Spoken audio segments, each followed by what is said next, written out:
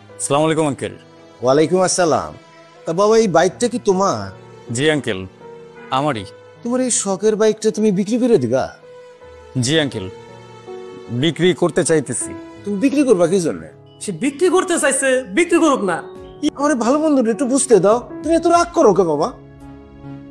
তা তোমার কাছে এই বাইকের কাগজপত্র সব ঠিকঠাক মতো আছে তো? কাগজ আসলে কত টাকা যে বিক্রি করব এখনো তো ঠিক করিনি আঙ্কেল। আমি না আজকে সকালেই ঠিক করছি যে বাইকটা বিক্রি করে দিব। আপনি বিষয়টা আমার একটু সমস্যা, যদি তুমি একটু কমাইতে পারতা। পাগল, গত 6 মাস যাবত বাইকের জন্য আমার মাথাটা খেয়ে ফেলাইতেছে। আমার সামর্থ্য থাকলে তাহলে তো আমি একটা নতুন বাইকই কিনে দিতে পারতাম। মানুষজনের সামনে কি কথা বলতে হয় সেটা আপনি জানেন না। কার সামনে কি বলতেছে? আজকে যদি আপনি আমার এই বাইকটা না কিনা দেন, আপনার সাথে আমার খুব একটা করে, আর আপনার কাছে আমি পুরো একটা বাইক চাইছি, তাই এর কিনে দিতে পারবেন না আপনি? আপনি 20 বছর ধরে সরকারি চাকরি করেন, আপনার ব্যাংকে যে মেলা টাকা আছে সেটা আমি জানি, আর আপনি বলতেছেন আপনার ছেলের একটা বাইক কিনে দেওয়ার মতো টাকা পয়সা নাই। আমার উল্টা পাল্টা বুঝেন না। আরে বাবা, মানুষের সামনে এত কথা বলতেছো কেন? ভদ্র আমি থাকি দেখে। কেন, তোমার নাম যেন কি? আমার নাম নয়। ও নয়ন। তো তুমি বাইক কিনবা ঠিক আছে, আমার সামনে তোমার বাবার সাথে এইভাবে কেন কথা বলতেছো? আর বললেন না তো ভাই, আমার বাবার কাছে অনেক টাকা আছে, কিন্তু আমার বেলায় টাকা ভাঙতে চায় না। তুমি কি জানো আমার এই শখের বাইকটা আমি কেন বিক্রি করতে আসছি? আমারও খুব বাইকের শখ ছিল, বুঝছো। আমার বাবা একজন স্কুল মাস্টার, সারা জীবন সে স্কুলে মাস্টারি করছে। আমার বাবা তার জীবনে টাকা পয়সা কি কামাইছে না কামাইছে আমি জানি না, তবে সেই জীবনে অনেক সম্মান কামাইছে। আমার বাবা তার জীবনে যতটুকু অসম্মান কামাইছে সেটা সম্ভবত আমারই জন্য। তোমার মতো আমিও তার স্কুলের মাঠে যেয়ে তার সাথে একটা বাইকের জন্য অনেকবার খারাপ ব্যবহার করছি। এখন তুমি যে বাইকটা আমার কাছ থেকে কিনতে চাইতেছো সেই বাইকটা আমার বাবার লোনের টাকায় কেনা। বাবা আমারে যেদিন বাইকটা কিনে দিছিল সেদিন আমি অনেক খুশি হয়েছিলাম। তারপর কিছুদিন বাইক চালানোর পরে বুঝলাম বাইকে আসলে তেমন কিছু নাই, কেনার আগে মনে হয় না জানি কত কিছু। তবে বাইক কেনার পর তোমার জীবনে কিছু নকল বন্ধু বান্ধব আসবে। আমি আমার এই শখের বাইকটা কি জন্য তোমার কাছে বিক্রি করতেছি সেটা তো আমি তোমাকে বলি নাই। আমার বাবা হাসপাতালে ভর্তি, মৃত্যু শয্যায়। সকালবেলা আজকে ডাক্তার আমাকে বলছে তার অপারেশন করানোর জন্য ইমার্জেন্সি 90,000 টাকা লাগবে।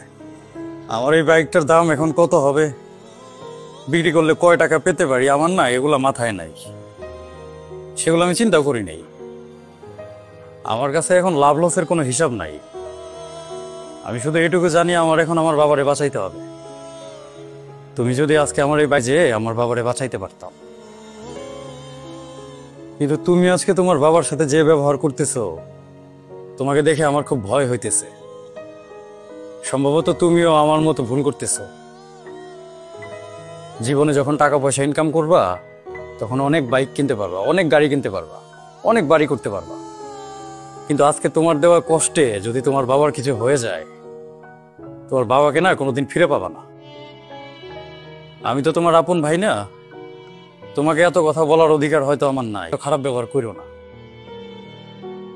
যদিও আজকে আমার এই বাইকটা বিক্রি করা খুব দরকার, আমার টাকার খুব দরকার, বিক্রি করে তোমাকেও আমার মতো একটা ভুল করার সুযোগ করে দিই।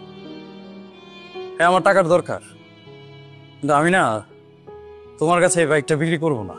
তোমার মতো বেয়াদব ছেলের কাছে আমি বাইক বিক্রি করব না। আমি বাইক কিনবো না, তবে আপনার সাথে একটু কথা আছে। না, তোমার সাথে আমার তো কোনো কথা নাই। তোমার মতো বেয়াদব ছেলে যে কিনা নিজের বাবার সাথে খারাপ ব্যবহার করে তার কাছে আর যাই হোক, যত টাকারই প্রয়োজন পড়ুক, আমি বাইক বিক্রি করব না।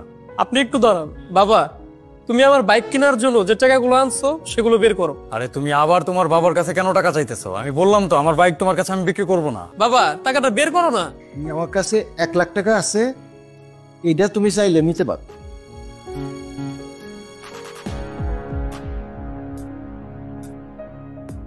আমার কাছে যা ছিল তোমার হাতে দিয়ে দিলাম। ভাই, এই 1 লাখ টাকা আমি আপনাকে দিলাম। না, তুমি আমাকে কেন টাকা দিবা? আমি তো বললাম আমি তোমার কাছে বাইক বিক্রি করব না। আমার বাইক কেনার কোনো দরকার নেই। ছোট ভাই মনে করে আপনার টাকাটা রাখেন। আপনার বাবা যদি সুস্থ হয়ে যায় এর টাকাগুলো তখন আমাকে ফেরত দিয়ে যায়। টাকাটা আপনি রাখেন।